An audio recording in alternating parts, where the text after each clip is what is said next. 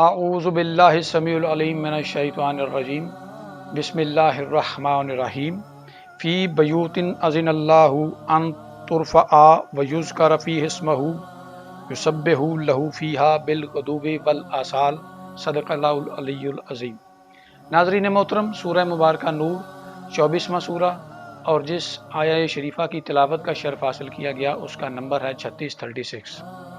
ارشاد اہدیت ہو رہا ہے کہ ان گھروں کی تعظیم کرو جن گھروں میں صبح و شام اللہ کی پاکی بیان ہوتی ہے۔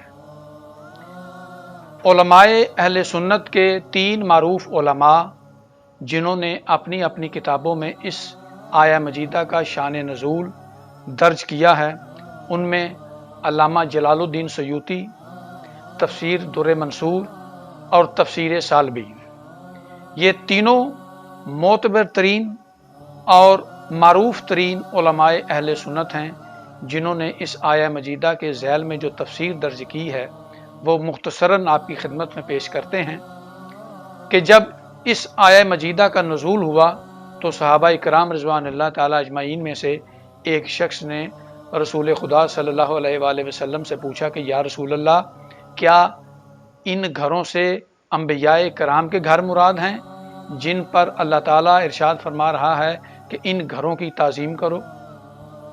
رسول خدا نے ارشاد فرمایا کہ ہاں، انبیاء کے گھر مراد ہیں۔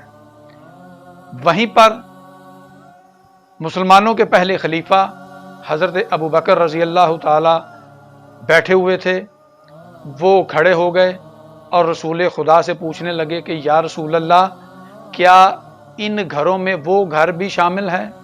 اب حضرت ابوبکر رضی اللہ تعالی عنہ کا اشارہ تھا مولا کائنات اور سیدہ کائنات کے حجرے کی طرف کہ یا رسول اللہ، جن گھروں کی تعظیم کا اللہ حکم دے رہا ہے کیا یہ گھر بھی ان گھروں میں شامل ہے؟ تو روایت میں رسول خدا کے الفاظ موجود ہیں، حوالہ میں آپ کی خدمت میں پیش کر چکا ہوں۔ رسول خدا نے ارشاد فرمایا کہ یہ وہ گھر ہے کہ جس گھر کی تعظیم انبیاء کے گھروں سے بھی زیادہ ہے۔ اب اس آیہ مجیدہ کے نزول میں حضرت ابوبکر رضی اللہ تعالی عنہ کو اس بات کا واضح طور پر اللہ تعالیٰ اور اس کے رسول کی طرف سے حکم مل چکا کہ یہ جو گھر ہے، یہ جو خانہ علی و بطول ہے، اس کا مقام اور اس کی منزلت کیا ہے۔ اب یہاں پر کسی شک اور شبہ کی گنجائش باقی نہیں رہ جاتی کہ حضرت ابوبکر رضی اللہ تعالی عنہ کو جناب سیدہ کے مقام و مرتبے کا اور ان کی منزلت کا کچھ شائبہ تک یا کچھ شبہ بھی رہ جاتا باقی، چاہے تھوڑا سا ہی ہوتا، لیکن ایسا نہیں ہوا۔ رسول خدا نے واضح کر دیا اپنی حیات طیبہ میں اللہ کی نازل کردہ آیت کی روشنی میں اپنے تمام صحابہ کرام کو اور بالخصوص حضرت ابوبکر رضی اللہ تعالی عنہ کو خصوصی طور پر اس بات کا ادراک ہو گیا تھا کہ خانہ علی و بطول کا مقام اللہ اور رسول کے نزدیک کیا ہے۔ یہ تو تھی ہماری تمہیدی گفتگو۔ عرض یہ کرنا چاہتا ہوں کہ سوشل میڈیا پر 1-2 دنوں سے بہت زیادہ واویلا اور شور مچایا جا رہا ہے۔ ایک مولوی اشرف جلالی نامی جس نے واقعہ فدق کا حوالہ دیا اور اس میں صدیقہ کائنات کے بارے میں کچھ نازیبا الفاظ استعمال کیے۔ زیادہ تفصیلی گفتگو تو نہیں کروں گا، فقط اس موصوف کے لیے چند جملے ضرور عرض کروں گا کہ اس طرح کے مولوی جن کا ہدف ایوان ہوتے ہیں، اس طرح کے مولوی اسلام کا لبادہ اوڑھ کر اسلام کو سیڑھی بنا کر اسمبلیوں تک پہنچنا ان کا مقصود ہوتا ہے۔ یہی مولوی سارا سال توحید کانفرنس منعقد کرتا ہے، اسلام زندہ باد کانفرنس منعقد کرتا ہے، عظمت قرآن کانفرنس منعقد کرتا ہے اور ख़त्म नबूवत के जलसे मुनक़द करता है और शान रिसालत के किस्से बयान करता है। लेकिन जब इलेक्शन का दौर आता है तो यही मौलवी साहब अपने बड़े बड़े इश्तिहार छपवाकर और उसके नीचे कॉर्नर में NA95 भी लिख देते हैं कि ये NA95 से NA95 से कौमी असेंबली के MNA के लिए ये उम्मीदवार भी हैं। ये पूरे 5 साल दीन की खिदमत फ़कत इसलिए की जाती है कि जब इलेक्शन का दौरा हो तो उस वक्त तक वोट बैंक जो है वो डेवलप हो चुका हो, वोट बैंक क्रिएट हो चुका हो, ताकि वोटर जो हैं वो इस्लाम के नाम पर वोट कास्ट कर सकें और ये जो इस्लाम के मुजाहिद हैं ये असेंबली तक पहुंच जाएं। इस तरह के मौलवी पाकिस्तान में तकरीबन हर मजहबी जमात में पाए जाते हैं कि जिनका मशगला ही यही होता है कि उन्होंने सारी जिंदगी इस्लाम का लिबादा ओढ़कर सियासत करनी होती है। काफी तादाद में मौजूद हैं, लेकिन इतनी तवील गुफ्तगू का हमारे पास वक्त नहीं है। मैं वापस अपने मौजू की तरफ आता हूं। मुकाम सैयदा क्या है? उलमा कसरत से आयत ततहीर की तिलावत करते हैं। आयत ततहीर की तिलावत नहीं करूंगा, ना ही तर्जमा बयान करूंगा, आप सब की हजारों मर्तबा की सुनी हुई है। उस आया मजीदा की रूह से जनाब सैयदा सलामुल्लाह अलैहा को खलाके आलम ने सदीका करार दिया और आपकी तहारत का ऐलान किया। यहां पर जो काबिल तवज्जो नुक्ता है वो ये है कि रसूल खुदा ने बारगाह इलाही में अपनी और अपनी आले पाक की तहारत के ऐलान के लिए अल्लाह की बारगाह में दुआ नहीं मांगी थी। जो लायके तवज्जो नुक्ता है वो ये है कि रसूल खुदा ने अपनी तहारत के ऐलान के लिए बारगाह इलाही से रुजू नहीं किया था। ये वही इलाही का नज़ूल बारगाह इलाही की तरफ से ये मशीयत इलाही थी, ये रिज़ाए इलाही थी, ये इरादा इलाही था कि मोहम्मद व आले मोहम्मद की इस्मत व तहारत का ऐलान किया जाए। तो नाज़रीन मोहतरम, आयत ततहीर ता तलुए क़यामत कसीदा की शक्ल में कुरान मजीद की जीनत रहेगी, जो गूंज गूंज कर इस बात का ऐलान करती रहेगी ता तलुए क़यामत कि मोहम्मद व आले मोहम्मद इस्मत व तहारत के मंबा और मखरज हैं। दूसरी तरफ अगर हम खलीफा अव्वल खलीफतुल मुस्लिमीन हजरत अबू बकर रजी अल्लाह ताला अन्हो के बारे में, उनकी तारीख के बारे में, उनके हालात जिंदगी के बारे में हम गुफ्तगू करें तो फकत 2 जुमले उनके बारे में मैं जरूर कहना चाहूंगा कि उन्होंने तो इस्लाम उस वक्त कबूल किया वो जब अपनी जिंदगी की आधी बहारें देख चुके थे। अपनी जिंदगी के आधे सालों की वो बहारें देख चुके थे जब वो दायरा इस्लाम में दाखिल हुए और वो उन्हें शर्फ हासिल हुआ सहाबियत का। लेकिन उनके मुकाबले में जनाब सैयदा हैं जिनके लिए रसूल खुदा ने इरशाद फरमाया, फातिमा तो बज़अतो मिन्नी, कि फातिमा मेरा टुकड़ा है। अगर रसूल रिसालत के मनसब पर हैं तो सैयदा रिसालत का टुकड़ा है, अगर रसूल नबूवत के मंजिलत पर हैं तो जनाब सैयदा नबूवत का टुकड़ा है।